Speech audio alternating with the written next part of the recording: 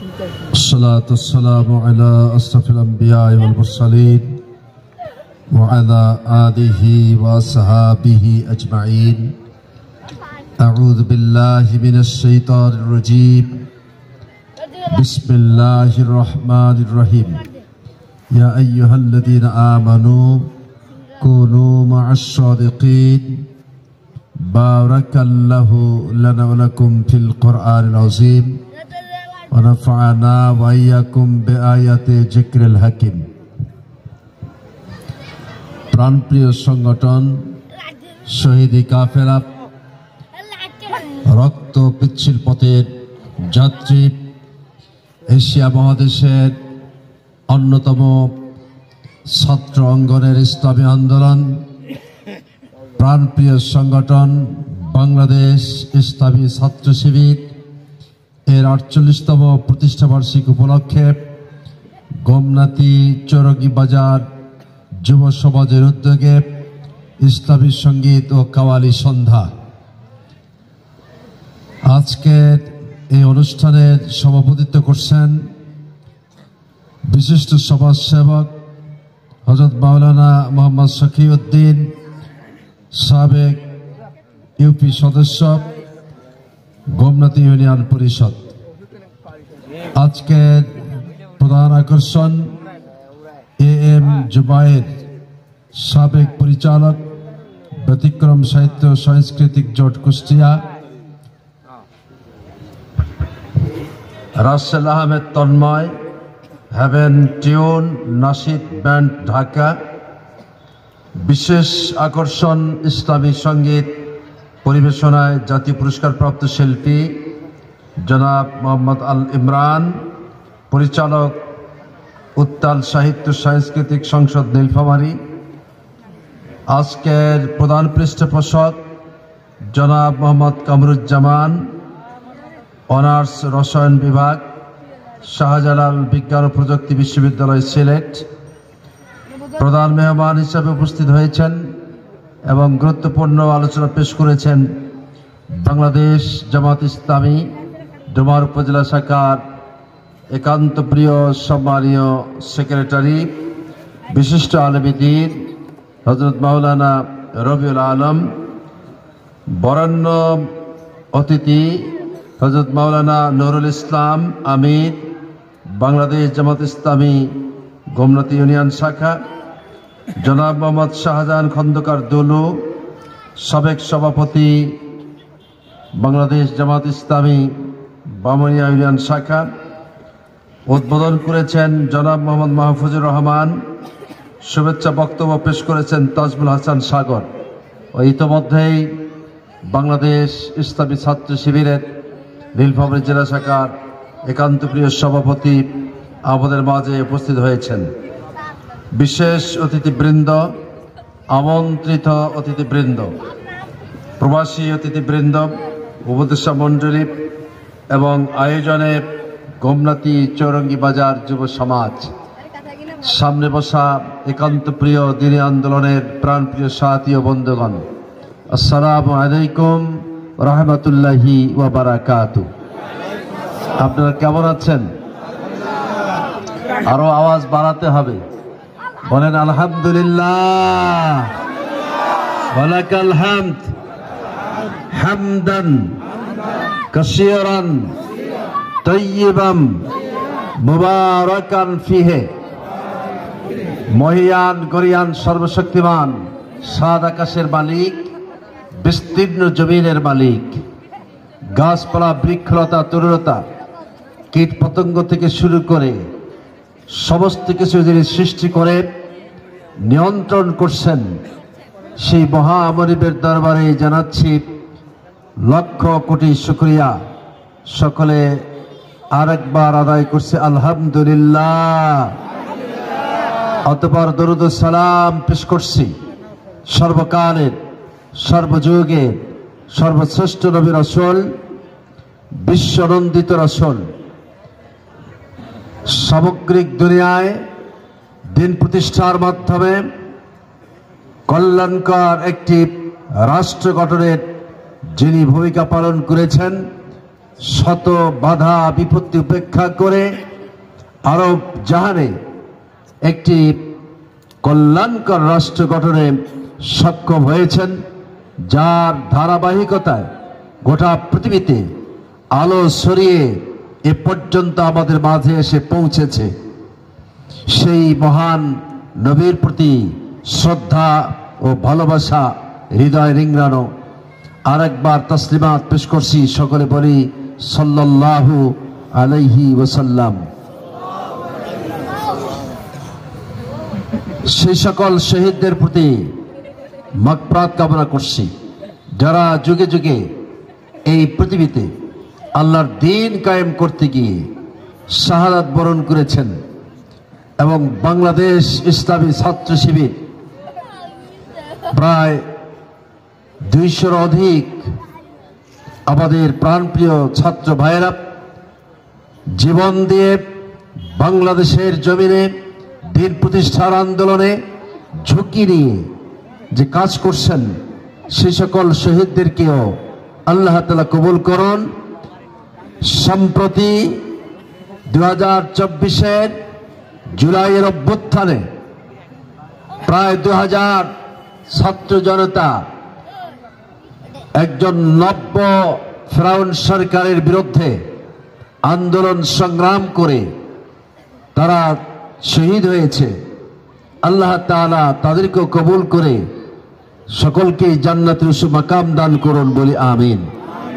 এখনো পর্যন্ত অনেকে আহত হয়ে পঙ্গুত্ব বরণ করছেন, প্রায় 30,000-এর মতো। আল্লাহ রাব্বুল আলামিন তাদেরকে সুস্থ করে তাদের পরিবারের নিকটে ফিরিয়ে দেওয়ার ব্যবস্থা করুন, বলি আমিন।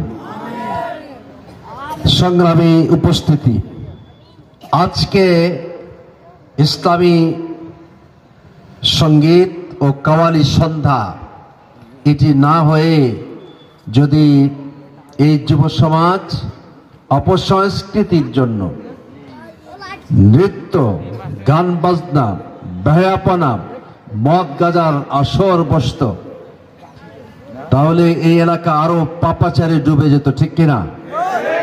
আজকের যুব সমাজ যে চিন্তা করেছে, গানে গানে ইসলামী সঙ্গীত পরিবেশনার মাধ্যমে এবং কাওয়ালি গাওয়ার মাধ্যমে এই যুব সমাজকে, এই মুসলিম সমাজে ইসলামের যে অনুভূতি এটি জাগ্রত করবার জন্য আজকে এই অত্র এলাকার যুব সমাজ যে আয়োজন করেছে, বাংলাদেশ জামাত ইসলামী সংগঠনের পক্ষ থেকে আমরা মোবারকবাদ জানাচ্ছি, ধন্যবাদ জানাচ্ছি। এভাবে করে প্রত্যেক ইউনিয়ন, প্রত্যেক উপজেলা, জেলা সহ যুব সমাজ এবং ছাত্র সমাজ যদি অপসংস্কৃতি রোধে তারা কার্যকর ভূমিকা পালন করে, ইনশাআল্লাহ আজিজ গ্রাজুয়ালি আমাদের সমাজ থেকে, রাষ্ট্র থেকে বেয়াপনা, নৃত্য, মদ, গাঁজা, জুয়া ইত্যাদি অপসারিত হতে বাধ্য।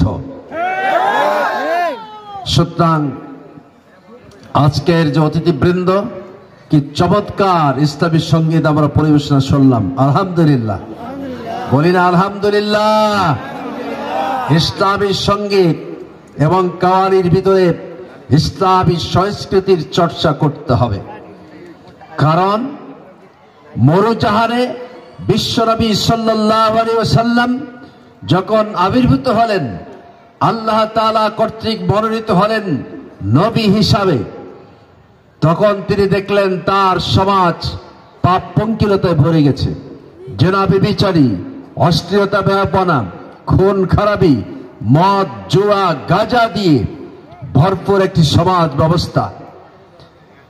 বিশ্বনবী সাল্লাল্লাহু আলাইহি সাল্লাম তার অনুপম চরিত্র দিয়ে কোরআন সুন্নাহর আলোকে মরুজাহানে মাত্র 23 বছরের জিন্দেগিতে একটি আমূল পরিবর্তন সাধিত করেছেন এবং সক্ষম হয়েছেন তার যোগ্য নেতৃত্বে ইসলামী সমাজ ব্যবস্থা কায়েম করে যাবতীয় পাপ পঙ্কিলতাকে মূলোৎপাটন করে তদস্থরে ইসলামী সংস্কৃতির মাধ্যমে একটি সুখী সমৃদ্ধশালী আল্লাহর জমিনে দিন কায়েম করে দেখিয়ে যেতে সক্ষম হয়েছিলেন, ঠিক কিনা? এ কারণে আল্লাহ রাব্বুল আলামিন তার হাবিবের শানে বলেছেন, লাকাদ কানা লাকুম ফি রাসূলিল্লাহি উসওয়াতুন হাসানা, অবশ্যই তোমাদের জন্য রয়েছে আল্লাহর রাসূলের মধ্যে উত্তম আদর্শ। ওমা আতাকুমুর রাসূলু ফাখুযুহু ওমা নাহাকুম আনহু ফান্তাহু। আল্লাহ রাব্বুল আলামিন একমাত্র মডেল হিসাবে বিশ্বনবী সাল্লাল্লাহু আলাইহি সাল্লামের অনুসরণ করবার জন্য তিনি দায়িত্ব দিয়েছেন। তোমাদের কাছে রাসূল যা দিয়েছেন, যা আদর্শ, তাহা গ্রহণ করো এবং তিনি যা তোমাদেরকে নিষেধাজ্ঞা আরোপ করেছেন তাহা থেকে বিরত থাকো। আমাদের মুসলিম সমাজ এখনো মনে করে ইসলামী সঙ্গীত, আবার কাওয়ালি সন্ধ্যা, এটা আবার কি, নাকি বলেন? অনেক মুসল্লি আছে, অনেক নামাজি আছে, অনেক তাহাজ্জুদ গুজার আছে, অনেক কোরআনুল কারীমের পাঠক আছে, অপসংস্কৃতির বিরুদ্ধে কথা বলে না, কিন্তু যখন ইসলামী সঙ্গীত পরিবেশনা করা হবে, কাওয়ালি সন্ধ্যা অর্থাৎ কাওয়ালি গাওয়ার মাধ্যমে অপসংস্কৃতির বিরুদ্ধে একটি স্লোগান তোলা হবে, তখন তাদের ফতোয়া বেরায়। কথা বলেন? তার মানে যুব সমাজকে উজ্জীবিত করবার জন্য, আনন্দ দেওয়ার জন্য ইসলামীয় সংস্কৃতি রয়েছে, তবে সেটি বৈধ পন্থায়, ঠিক কিনা? কি পন্থায়? বৈধ পন্থায়। আমরা দেখেছি যেখানে ইসলামী সংস্কৃতির চর্চা নেই, সেখানে কিন্তু লোকেরা বসে থাকে না, সেখানে অপসংস্কৃতি হয়, সেখানে যাত্রা হয়, সেখানে নাচ গান হয়, সেখানে যাত্রার প্যান্ডেলে নানান রকমের পাপাচারিতার কার্যকলাপ চলে, ঠিক কিনা? আর এটিকে আজকে এই গোমনাতি চৌরঙ্গি বাজারের যুব সমাজ যে উদ্যোগ গ্রহণ করেছে, আমি মনে করি এখানে অর্থ দিয়ে, মেধা দিয়ে, যোগ্যতা দিয়ে যদি আমরা সাহায্য সহযোগিতা করি, এভাবে করে ইনশাআল্লাহ আমাদের সমাজ থেকে, আমাদের রাষ্ট্র ব্যবস্থা থেকে অপসংস্কৃতি রোধ করা সম্ভব। সংগ্রামী এলাকাবাসী, আল্লাহ রাব্বুল আলামিন একটি দোয়া শিখিয়েছেন, রব্বানা আতিনা ফিদ দুনিয়া হাসানা ওয়া ফিল আখিরাতি হাসানা ওয়া কিনা আযাবান নার। আল্লাহ তাআলার কাছে আমরা এই প্রার্থনা করি, হে আল্লাহ তাআলা, আতিনা ফিদ দুনিয়া হাসানা, দুনিয়ায় যে কল্যাণ, এই কল্যাণ আমাদেরকে দান করো, আর পরকালীন কল্যাণও দান করো। যারা আজকে দুনিয়াকে বাদ দিয়ে আখিরাতমুখী হয়েছে, মসজিদে বসে হাজার যারা তসবিহ নিয়ে জপমালা করে, আর দুনিয়ায় মদ, গাঁজা, জুয়া, সন্ত্রাস, চাঁদাবাজি, টেন্ডারবাজি, দখলবাজি করে একটি রাষ্ট্রকে অস্থিতিশীল বানায়, সেক্ষেত্রে তাদের কোনো মাথা ব্যথা নাই, বরং তারা মসজিদে হাজার দানার তসবিহ নিয়ে জপমালা করে আল্লাহর সান্নিধ্য পাওয়ার জন্য। অথচ আল্লাহ রাব্বুল আলামিন এই দোয়ার ভিতরে যে শিক্ষা দিচ্ছেন, যারা দুনিয়া ছেড়ে পরকালের কল্যাণ চায়, তারাও সম্পূর্ণ জীবন হতে পারে না। আবার যারা দুনিয়াকে বাদ দিয়ে, আখিরাতকে বাদ দিয়ে দুনিয়াকে পেয়ে বসে, সে নামাজি হোক, সে হাজি হোক, সে তাহাজ্জুদ গুজার হোক, আর যতই আল্লাহ ওয়ালা হোক, তার মানে অবশ্যই ব্যালেন্স অফ লাইফ যদি না হয়, অবশ্যই কোরআন ও সুন্নাহ মোতাবেক দুনিয়ার জীবন হতে হবে এবং পরকালীন ওই জীবনের মুক্তি লাভ করবে। কিন্তু হাজি সাহেব নামাজ পড়েন, রোজা রাখেন, আবার অপসংস্কৃতি প্রতিষ্ঠার জন্য তার মেধা যোগ্যতা দিয়ে হাজার হাজার টাকা দিয়ে সাহায্য সহযোগিতা করেন, তাহলে ওই ব্যক্তির দুনিয়া পেয়ে যেতে পারে, আখিরাত পাবে না। আর যারা আখিরাতমুখী দল হিসাবে নিজেদেরকে প্রতিষ্ঠা করতে চায়, দুনিয়াকে বাদ দেয়, তারাও আল্লাহর কাছে জবাবদিহির কাঠগড়ায় দাঁড়াতে হবে। আছে না? নাই এরকম আছে না? আছে। যারা টেন্ডারবাজি করছে, চাঁদাবাজি করছে, আর অপসংস্কৃতির নামে নাচ গান ডান্স দিয়ে একজন যুবতী ষোড়শী মহিলাকে উলঙ্গপনা বেহাপনার মাধ্যমে এই যুব সমাজকে ভ্রান্তের পথে পরিচালিত করছে। আর সেখানে সহযোগিতা করে মুসলমানের পক্ষ থেকে অর্থ দিয়ে মেধা দিয়ে যদি আসে, আপনি যত নামাজ পড়েন আর প্রতি বছর হজ করেন, আল্লাহ রাব্বুল আলামিনের দরবারে এই সকল আমল গৃহীত হবে না। সেজন্যই আজকের যুব সমাজ, গোমনাতি বাজারের যুব সমাজ উদ্যোগ নিয়ে যে ইসলামী সঙ্গীত এবং কাওয়ালি সন্ধ্যার আয়োজন করেছে, এলাকাবাসীকে দেখাতে চায় ইসলামেও আনন্দ আছে, সেটি বৈধ পন্থায়। ঠিক না ঠিক? আমরা এখানে অসংখ্য যুব ভাইরা এসেছেন। আজকে তিনি যুবক কিংবা কিশোর, আগামী দিনের তিনি রাষ্ট্রের সমাজের কর্ণধার হতে পারেন। কি বলেন?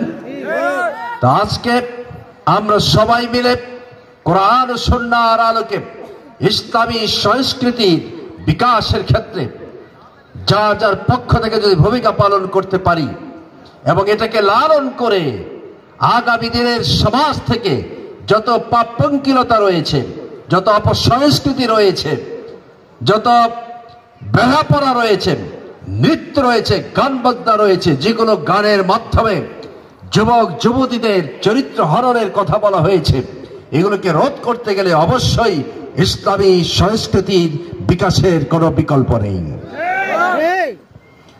আমরা কি আশা করতে পারি যে মাঝে মধ্যে যুব সমাজ, ছাত্র সমাজ এভাবে উদ্যোগ নিয়ে আমাদের মাঝে ইসলামী সংস্কৃতির বিকাশ ঘটুক, অপসংস্কৃতির মৃত্যু ঘটুক, এটা কি আমরা কামনা করতে পারি? ইনশাআল্লাহ। আজকে যারা অতিথিবৃন্দ এই কাওয়ালি সন্ধ্যায় অংশগ্রহণ করবে এবং ইসলামী সঙ্গীত পরিবেশন করে অত্র এলাকার যুবকদের মধ্যে উজ্জীবিত করবে ইসলামী ধ্যান ধারণা, একটি ইসলামী সমাজ ব্যবস্থা কায়েমের জন্য এগিয়ে আসবে প্রত্যেক মানুষের দরকার। আজকে বাংলাদেশ যে খাদের কিনারায় গিয়ে দাঁড়িয়েছিল, বিগত 15.5 বছর একটি নব্য ফ্রাউনি শাসন ব্যবস্থা কায়েম করেছিল, যত পাপপঙ্কিলতা বেহাপনার সরিয়ে দেওয়া হয়েছিল, যাতে করে আমাদের রাষ্ট্রে একটি ইসলামী সমাজ ব্যবস্থা কায়েম হতে না পারে, সেজন্য আলেম সম্প্রদায় এবং বাংলাদেশের শীর্ষ পর্যায়ের যিনি আমিরের দায়িত্ব পালন করেছিলেন সাবেক আমির জামাত মাওলানা মতিউর রহমান নিজামী রাহিমাহুল্লাহ, সেক্রেটারি জেনারেল আলী হাসান মোহাম্মদ মুজাহিদ রাহিমাহুল্লাহ এবং আন্তর্জাতিক দুনিয়ার প্রখ্যাত মুফাসসির কোরআন আল্লামা দিলাওয়ার হোসেন সাঈদী রাহিমাহুল্লাহকে তারা মানবতার জীবন যাপন করিয়েছে জেলখানার অভ্যন্তরে। শেষ পর্যন্ত 5 জনকে তারা ফাঁসির দড়িতে ঝুলিয়ে হত্যা করেছে। উদ্দেশ্য হলো এই সকল প্রাজ্ঞ দক্ষ ইসলামী ব্যক্তিদেরকে যদি নেতৃত্ব শূন্য করা যায়, তাহলে আমাদের আগামী দিনের পথ পরিষ্কার হবে, রাজনৈতিক ময়দান পরিষ্কার হবে। আমরা 2041 সাল পর্যন্ত আমাদের ক্ষমতাকে একদম প্রলম্বিত করতে পারবো, এই টার্গেট নিয়েই জামাতের শীর্ষ লিডারদের ফাঁসির ব্যবস্থা করেছিল। আর 2009 সালের 25-26 ফেব্রুয়ারি দরবার হলে বাংলাদেশের দেশপ্রেমিক সেনাবাহিনীর চৌকস 57 জন সেনা কর্মকর্তাকে হত্যা করার মাধ্যমে তারা আরো পথ পরিষ্কার করেছে, বাধা দেওয়ার মতো আর কেউ ছিল না, কারণ এটা টার্গেট করে তারা এগিয়েছে। এদিকে সেনাবাহিনীর নেতৃত্ব শূন্য করা আর এশিয়া মহাদেশের অন্যতম ইসলামী আন্দোলন একমাত্র এদেশের স্বাধীনতার সার্বভৌমত্বের যারা রক্ষা কবচ হিসাবে দায়িত্ব পালন করেছিল, বাংলাদেশকে যারা সুখী সমৃদ্ধশালী একটি রাষ্ট্র গঠন করতে চেয়েছিল, বিগত ফ্যাসিজম সরকারের বরদাস্ত হয় নাই।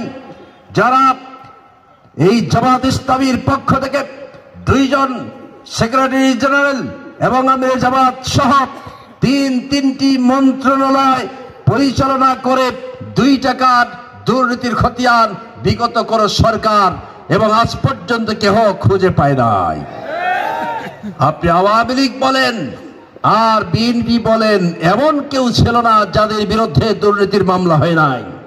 কিন্তু জামাত ইসলামীর শীর্ষ দুইজন লিডার আদর্শ স্থাপন করে গেছে ও বাংলাদেশের মুসলিম জনতা, তৌহিদি জনতা, ছাত্র সমাজ, যুব সমাজ, তোমরা দেখো সম্ভব একজন সৎ যোগ্য আল্লাহ ব্যক্তিকে এরকম পদে যদি অধিষ্ঠিত করা যায়, তারা তাদের মেধা, প্রজ্ঞা, যোগ্যতা দিয়ে আল্লাহ তাআলাকে সবচেয়ে বেশি ভয় করার মাধ্যমে একটি রাষ্ট্র ব্যবস্থাকে, একটি সমাজ ব্যবস্থাকে কি করে পরিচালিত করা যায়, কিভাবে সারিত করা যায়, কিভাবে ইসলামাইজ করা যায়, এটা তারা দেখিয়ে গেছেন। কথা বলেন ঠিক কিনা? আর এটি বরদাস্ত হয় নাই, সে কারণে তাদেরকে ফাঁসির মঞ্চে দেওয়া হয়েছে।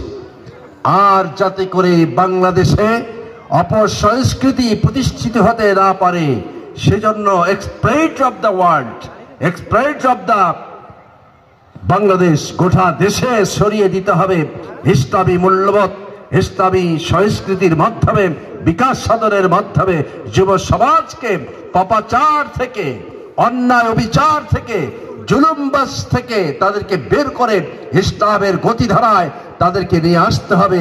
এজন্য ইসলামী সংস্কৃতির কোনো বিকল্প নেই। আসুন, আজকে খুব ভালো লাগছে আপনাদের এই প্রোগ্রামে অংশগ্রহণ করতে পারায়, এবং যারা আমাকে অতিথি বানিয়েছেন বাংলাদেশ জামাত ইসলামী নীলফামারী জেলা সংগঠনের পক্ষ থেকে এবং উপজেলা ইউনিয়ন সংগঠনের পক্ষ থেকে, জামাত ইসলামী সংগঠনের পক্ষ থেকে এই যুব সমাজকে এক রাস প্রীতি শুভেচ্ছা জানাচ্ছি, মোবারকবাদ জানাচ্ছি। আল্লাহ তাআলা তাদের দিলকে ইসলামের জন্য আরো বেশি গতিশীল এবং মজবুত অন্তর হিসাবে কবুল করুন। তাদের দৃঢ় সাহসিকতা, তাদের অক্লান্ত পরিশ্রম, তাদের মেধা, যোগ্যতা দিয়ে এই ডোবার উপজেলাকে আরো বেশি ইসলামের জন্য গতিশীল করবে, মজবুত আন্দোলনে পরিণত করবে, এই প্রত্যাশা রাখছি। আর এটি যদি 5 তারিখের পূর্বে হতো, এতক্ষণে আব্দুল সাত্তারকে বক্তৃতা দিতে হতো না, পুলিশ এসে হ্যান্ডকাপ লাগায় বলতো, কিসের অতিথি, এখন তুমি রাষ্ট্রের অতিথি চলো। কথা বলেন ঠিক কিনা? কতবার জেলে যেতে হয়েছে, পোস্টারের নাম রাখলেই আর সে প্রোগ্রাম হতে দেওয়া হতো না। যারা বাংলাদেশের রাজনৈতিক ময়দানকে কলুষিত করেছে, 2014 সালের ভোটারবিহীন নির্বাচনের ব্যবস্থা করেছে, 2018 সালের নির্বাচন দিনের বেলা নয় বরং রাতের বেলা সেরে ফেলেছে। তৎকালীন সময়ে যারা প্রশাসনে ছিল, এই বিপদগামী প্রশাসনের সহযোগিতায় রাতের বেলা গিয়ে সিল মেরে আওয়ামী লীগ সরকারকে ক্ষমতায় বসিয়েছে। 2018 সালে নির্বাচন যখন চলে, পরের দিন এক বৃদ্ধ গিয়ে ভোট দিতে গেছে। যারা ভোটের কাজে নিয়োজিত ছিল, সহকারী প্রিজাইডিং অফিসার বলছেন, চাচা কেন এসেছেন? কেন বাবা? ভোট তো চলছে, ভোট দিতে এসেছি। চাচা আপনার ভোট হয়ে গেছে, আর আপনার ভোটও হয়েছে, আপনার চাচিরও ভোট হয়ে গেছে। চাচা বলে, সর্বনাশ কাণ্ড, আমার ভোটও হয়েছে আর তোমার চাচির ভোটও হয়েছে, তা আজ থেকে 5 বছর আগে তো তোমার চাচি মারা গেছে। কি যে কোন চাচা, আপনার নামে পরিচয় দিয়ে তো চাচি ভোট দিয়ে গেছে। এখন চাচা আফসোস করে বলে, 1 ঘন্টা আগে আসলে আমার ভোটটাও দিতে পারতাম, তোমার চাচির সাথে দেখাটাও হয়ে যেত। এই হলো বাংলাদেশের নির্বাচনী হালচাল। 2024-এর নির্বাচন, এটি হলো ডামি নির্বাচন, মানে নিজেরাই নির্বাচন, ঠিক কিনা? কারা? নিজেরাই। ছোট্ট নাতি তার দাদিকে জিজ্ঞাসা করছে, দাদি আচ্ছা বলো তো তোমার বিয়া হয়েছে কার সাথে? তখন বলে, কেন তোর দাদার সাথে। তখন ছোট্ট নাতি কয়, ও তোমরাই। তার মানে ছোট্ট নাতি ওই গৃহে জন্মগ্রহণ করেছে, ছোট কাল থেকে দাদাকেও দেখে, দাদিকেও দেখে, সেই জন্য সে বলছে তোমরাই ঠেলে বিয়া করছো। এই তোমরাই ইলেকশন করেছে 2024 সাল। 2024-এর নির্বাচন যাতে সুষ্ঠু নিরপেক্ষ নির্বাচন হয়, আন্তর্জাতিক দুনিয়ার মোড়ল রাষ্ট্রগুলো শেখ হাসিনার সরকারের কাছে এই দাবি জানিয়েছিল, কিন্তু তাদেরকে তিনি বৃদ্ধাঙ্গুলি প্রদর্শন করেছে, ঠিক কিনা? বাংলাদেশের ওই ডোমেস্টিক পার্টি ব্যতীত আওয়ামী লীগ এবং ডোমেস্টিক পার্টি কোন পার্টি বাংলায় বলেন কোন পার্টি? আর ডোমেস্টিক মানে হলো গৃহে পালিত, ডোমেস্টিক অ্যানিমাল মানে হলো গৃহপালিত পশু, আর ডোমেস্টিক পার্টি মানে গৃহপালিত পার্টি দল। তারপরে আওয়ামী লীগ লালন পালন করে জাতীয় পার্টিকে পুষ্ট করেছে। জাতীয় পার্টি যদি আওয়ামী লীগের সাথে নির্বাচন অংশগ্রহণ না করত, তাহলে বাংলাদেশে আমাদের জাতীয় নেতৃবৃন্দকে জান দিতে হতো না। সুতরাং আওয়ামী লীগের সাথে এই ডোমেস্টিক পার্টি আজকে তারা দায়ী, কোন অংশে কম নয়। ইসলামী ব্যবস্থাপনাকে চুরমার করে দিয়েছে জাতীয় পার্টি সহ। সুতরাং আওয়ামী লীগের পাশাপাশি তাদেরও বাংলাদেশের ওই ট্রাইব্যুনালে বিচার হওয়া উচিত বলে আমি মনে করি। সংগ্রামী জনতা, সুতরাং বাংলাদেশের সকল দল, সুশীল সমাজ, ছাত্র সমাজ সবাই চেয়েছিল 2024 সালে নির্বাচন হতে হবে, একটি সুষ্ঠু নিরপেক্ষ নির্বাচনের ব্যবস্থা করতে হবে। কিন্তু তৎকালীন সময়ে সরকারে থাকা একজন মন্ত্রী একে মোমেন, পররাষ্ট্রমন্ত্রী, তিনি ভারত সফরে গেলেন। ভারত সফর শেষ করে বাংলাদেশে আসলেন। বাংলাদেশে আসার পরে মিডিয়ার সামনে যখন তিনি কথা বললেন, তখন তিনি বলছিলেন, শুনুন, বাংলাদেশ আর ভারতের সম্পর্ক হলো স্বামী স্ত্রীর সম্পর্ক। এটা কি আমার কথা? কার কথা? একে মোমেন বলেছিলেন। তার মানে তারা বোঝাতে চেয়েছে, ভারত যদি ঠিক থাকে দুনিয়ার কেউই আমাদের নির্বাচন ব্যবস্থাকে ভুলণ্ঠিত করতে পারবে না। পারে নাই যদিও, এজন্যই সৃষ্টি হয়েছে তৎপরবর্তী 2024 জুলাইয়ের অভ্যুত্থান। আমাদের দেশের সোনার ছেলেরা তারা রক্ত ঝরিয়েছে, ঘাম ঝরিয়েছে, সরকারের কাছে বলেছিল যে অন্তত মেধাবী যারা, এই মেধাবীদেরকে একটি স্পেস দিন, একটি রাষ্ট্র কাঠামোকে উন্নয়নের সোপানে যদি আরোহণ করাতে হয় তাহলে মেধাবীদের কোনো বিকল্প নেই, আসুন আমরা আমাদের এই ব্যবস্থাপনা করে দিন। সরকারের কাছে এই দাবি জানিয়েছিল। শেখ হাসিনা সহ উচ্চ পর্যায়ের মহল বিশেষ যারা, তারা চিন্তা করে দেখল যদি আমরা মেধাবীদেরকে স্পেস দিই তাহলে তারা হবে বাংলাদেশ ইসলামী ছাত্র শিবির। কারণ মেধাবী মানে হলো বাংলাদেশ ইসলামী ছাত্র শিবির, সন্ত্রাস মুক্ত জীবন যাপন মানে হলো বাংলাদেশ ইসলামী ছাত্র শিবির, মানব মুক্ত জীবন হলো বাংলাদেশ ইসলামী ছাত্র শিবির, টেন্ডার মুক্ত ছাত্র সমাজ হলো বাংলাদেশ ইসলামী ছাত্র শিবির, কোরআনুল কারিমের পাঠক হলো বাংলাদেশ ইসলামী ছাত্র শিবির, আর একমাত্র রাসূল করিম সাল্লাল্লাহু আলাইহি সাল্লামের আদর্শের ধারক বাহক বাংলাদেশ ইসলামী ছাত্র শিবির। সুতরাং যদি আমরা মেধাবীদেরকে স্পেস দেই তাহলে সেটা সুযোগ পেয়ে বসবে বাংলাদেশ ইসলামী ছাত্র শিবির। সে কারণেই শেখ হাসিনা রাগত স্বরে গরম হয়ে কথা বলেছিল যে মুক্তিযোদ্ধাদের নাতিপুতি চাকরি পাবে না, নাকি ওই রাজাকারের নাতিপুতি চাকরি পাবে। আমাদের দেশের ছাত্র সমাজ, সেখানে মুসলিম, হিন্দু, বৌদ্ধ, খ্রিস্টান, মাদ্রাসা, স্কুল, কলেজ, ইউনিভার্সিটি সহ সকলে রাস্তায় নেমে পড়ল। আর শেখ হাসিনার দেওয়া ভাষা তারা লালন করলো, তুই কে, আমি কে, রাজাকার। রাজাকার কে বলেছে? কে বলেছে? স্বৈরাচার, স্বৈরাচার। এই স্বৈরাচারের মুখ থেকে রাজাকার, গোটা বাংলাদেশের ছাত্র সমাজ রাজাকার শব্দকে লালন করেছে। ছোট্ট বাচ্চা তারা শিক্ষা নিয়েছে রাজাকার মানে ন্যায়ের প্রতীক। কথা বলেন, রাজাকার মানে ন্যায়ের প্রতীক। একটি ছোট্ট বাচ্চাও বলে আমি রাজাকার হতে চাই। এটা বলেছে কে? স্বৈরাচার, বিগত সরকার, আওয়ামী লীগ। তারা মনে করেছে জামাত ইসলামীকে রাজনীতির ময়দানে ফেলতে নামতে দেই নাই, অন্যান্য দলদেরকে ফেলতে নামতে দেই নাই, মোকাবেলা করতে দেই নাই।